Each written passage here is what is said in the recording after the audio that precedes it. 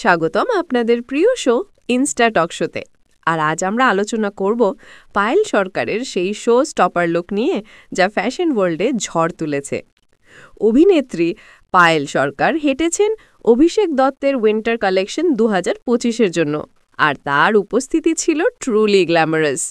দেখুন তার এই আউটফিট, বুটস আর হাই স্লেট ট্রাউজারের সাথে একটি কর্সেট স্টাইল টপ, যার বিশেষ আকর্ষণ হলো সেই dark red 3D floral applique.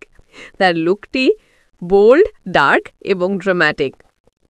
এই লুকে যেন পায়েলের আত্মবিশ্বাস উপচে পড়ছে। প্রতিটি পোজ আর র্যাম্প হকি প্রমাণ করে কেন তিনি রিয়েল ফ্যাশন দিবা।